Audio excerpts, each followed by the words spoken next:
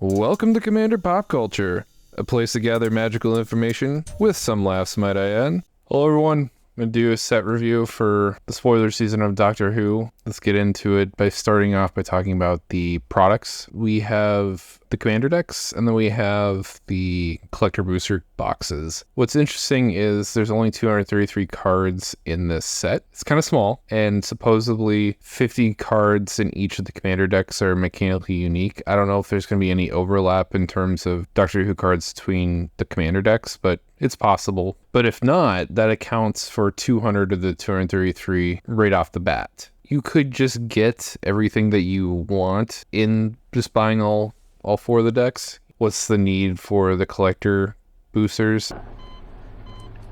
But why? What comes in the collector boosters are the extended, horizontal stretched cards, and then they have, the phone booth versions of the doctors. I guess the other part is foils. I don't have an interest in foils because they've been curled ever since, post-Dominaria. I don't really care for a phone booth border either. If I go crazy for anything that's unique to a Magic card, it's going to be borderless. Otherwise, I'm not interested, which is why I personally bought the 4 Commander decks a while ago. Getting 50 mechanically unique cards in each deck seems like a really good deal. Person who cares about the function over form, let's get right into it. Impending Flux, this is a not so great one-sided board wipe where it affects your opponents. It gets bigger based on how many other spells you cast from anywhere other than your hand, so it's kind of like Storm. It's just a really crappy payoff, and it's not really easy to do, so I wouldn't recommend trying Impending Flux. It just seems silly. When you need board wipes, you need it now, and you need it to hit everything, and this is just way too conditional. Wilfred Mott, there is a upkeep trigger where you put a time counter on this, and then it lets you dig from the top of your library for a card that's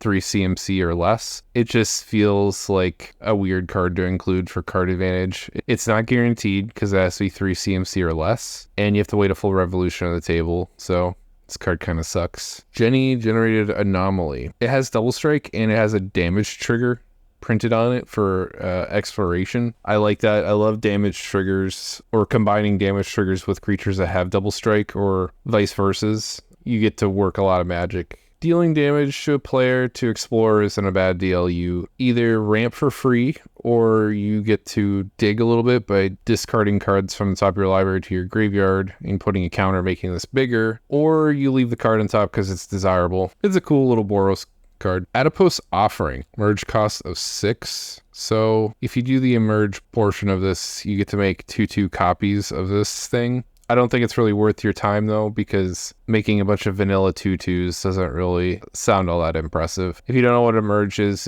you could pay the difference in the mana value. So you cast this for emerge, you say you sacrifice a 3 CMC card, reduced to the cost of emerge by 3. As if anyone's good at trimming the fat, it's me. You pay the rest in mana. The moment eventually you could blow everything up, depending on how many time counters are on this. The crappy part about it is your thing doesn't phase in until the moment leaves the field, and that's kind of a bummer. And that could be a while before you want to pop this and destroy things. Once again, we're in that territory of you want board wipes without conditions, and this is rife with them. RMS Titanic. It's a 4-drop vehicle with crew 3. Has a sweet little ability where after it deals damage, you make that many treasure tokens. It has flying and trample too, so it's relatively easy. It's like the space Titanic. I love the design, look and feel of it. It's a funny card. It's a little sluggish. It doesn't have haste. You have to wait a full revolution for you to do anything with it, and then you, I guess, have a turn of explosive mana. Some decks want that. Plenty of decks out there do those kinds of swingy effects. I don't see myself personally needing this, but who knows, there might be an application out there for something like this. Astrid Peth. On each of your attack, you make a food token, and then when you sack a food or a clue, it explores. Kind of plays with itself. You don't need any extra things, but getting life with food is not all that fun and interesting to me. I think the clues are what you want to be pursuing if you can make them. It's an alright 2-drop. I don't know if I would be I must include this in something. There's tons of food variety decks out there nowadays. I'm pretty sure they would want this. But me personally, I've never been a fan of food. Trinzalore Clock Tower comes in untapped, so there's almost no reason not to be playing it. and then if it after you tap it for mana, you put a counter on it. At 12, you could tap 2 and it to remove 12 counters to exile it, shuffle your graveyard hand, and draw 7. Also got a stipulation of having to activate it when you have a Time Lord in play. I think this card is just perfectly fine. I feel like getting to 12 counters is not that hard to do. I think Atraxa decks will want this. You'll just have to like make some room for your Time Lord somewhere. Idris, Soul of the TARDIS. This thing wants you to imprint an artifact, and then it gains its activated and triggered abilities, and it gets a stat increase. If you already had it in play and you could go with whatever it is, why do you need to introduce a creature to do it? You know, it just doesn't make any sense to me personally. Just adding extra steps. Eek, Barbadurkle. Somebody's gonna get laid in college. Sally Sparrow. Actually, I really like this a lot because it gives all your creature spells flash. You could guarantee triggering the bottom clause of investigating once every turn. Free card advantage is nice. Playing at instant speed around your opponents is also really nice. Sally Sparrow's got my approval. Flesh Duplicate. It's a 2-mana clone effect. We haven't gotten one of these since Phantasmal Image.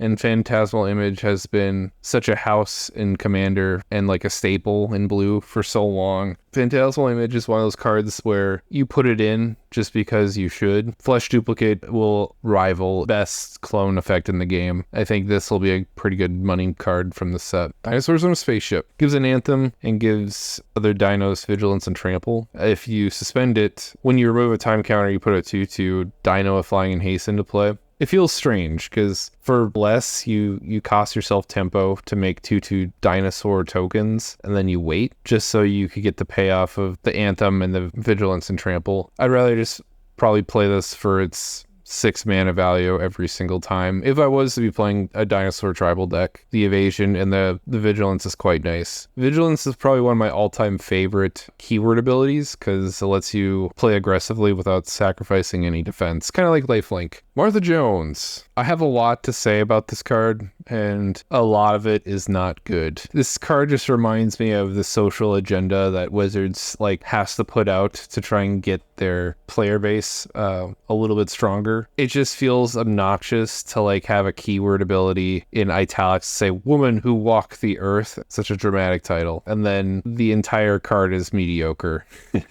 And also, did they really need to include that? I feel like this set so far is very convoluted, where you have to really dig for meaning to understand everything. I'm giving you the shorthanded version because I don't want to read out loud everything and confuse you more. I'm giving you layman's terms and as few as words possible to explain what it does. I can sum it up a hell of a lot faster than a lawyer's book of text on the thing. Sometimes less is more, Wizards. I think you could afford to do that. Oh, something I forgot to mention in the Commander decks, you're getting 10 brand new Plane Chase cards, which is also a pretty sweet and fun deal. Look forward to updating my Plane Chase deck. I have them all except for obviously these, but I pre-ordered the deck, so they'll be here shortly. Wedding of River Song.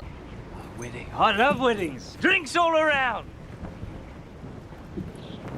I really like this card because it does a lot of things. Truly sweet part about this card is the time travel part. It lets you add or remove time counters from stuff, lets you remove the counters from your suspended cards, and it also adds counters to your stuff with vanishing, which means you get to keep it in play longer. I could see a lot of people wanting to play this for just that time travel effect. The drawing 2 cards and the suspending a random card is just like a cherry on top. The Pandorica. This is a really good like Voltron support card.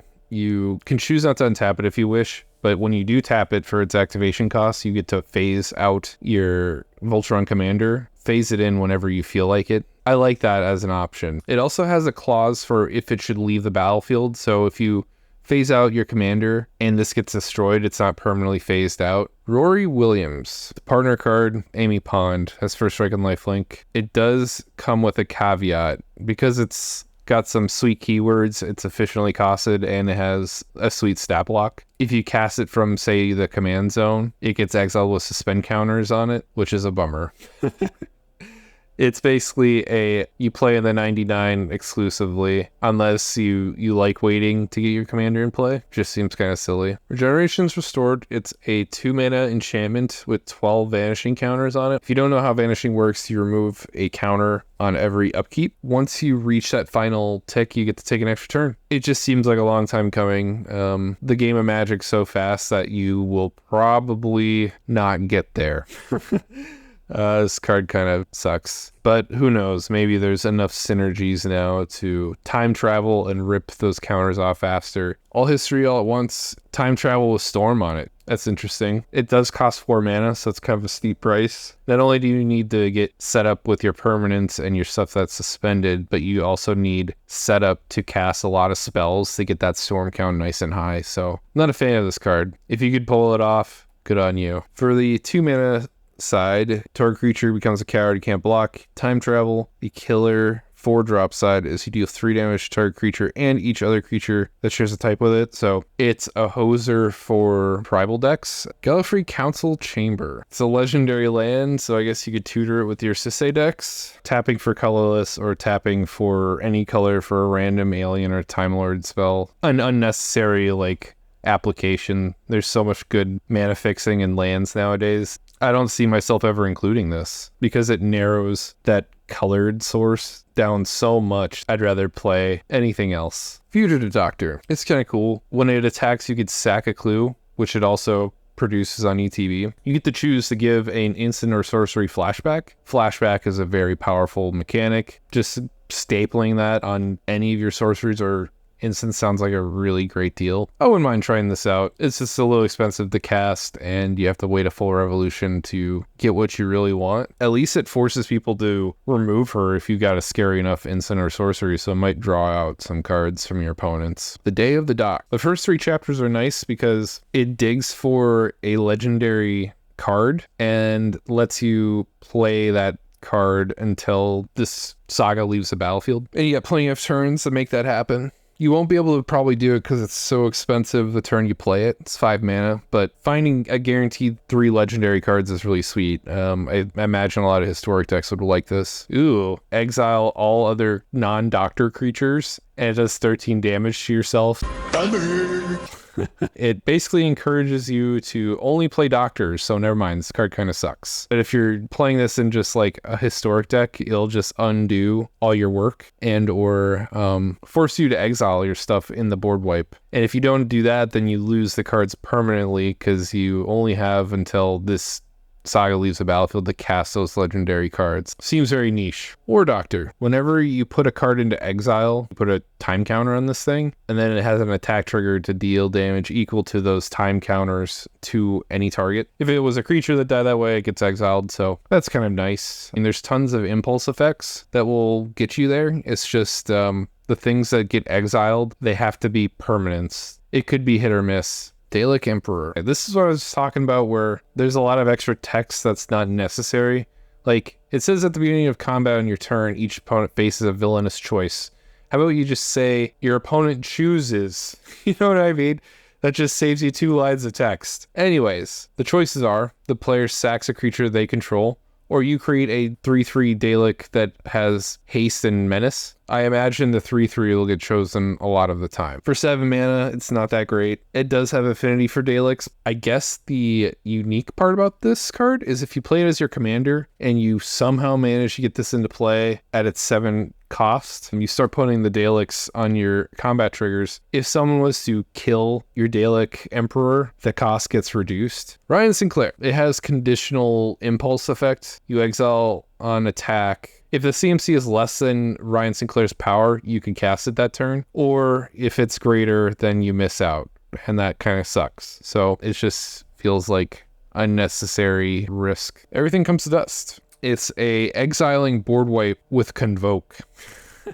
This seems like a really good board wipe. Pseudo protects your own stuff. Kraken Time. This is actually really good. It has Vanishing 3, so it has a clock for how long it's in play. But on ETB and at the beginning of your pre-combat main phase, you get to exile a target creature and opponent controls. So as long as this is in play, you keep exiling your opponent's stuff at least once every turn. And the ideal deck for this would definitely be Atraxa, because then you keep time counters high and it never leaves play. Takes out a lot of stuff. Some things I wanted to talk about. Sorry that I am running a little late. I've been having some technical difficulties with my green screen. Tried recording yesterday, but this was visible, what's behind me, and it was just green. So it kind of ruined my footage, and I did nothing to cause that. It just turned itself off. Thanks OBS, the program I use for recording. It was weird. It was like, like the stack screens on old tube TVs that happened behind me, and then it just turned itself off. It pissed me off because that happened about 3 minutes in my video, and I recorded like an hour's worth of footage. I basically was so angry I couldn't do it again, and hence why I waited until today. Hopefully I catch up. I guess you stuck around to hear the applications of these cards and like the compare and contrast. What's not worth your time and what's worth your time. If you liked what you saw, I'm going to be covering all the spoilers of Doctor Who. So subscribe and you'll be notified of my next video. Hope everyone had a great time. Have a great day. Bye.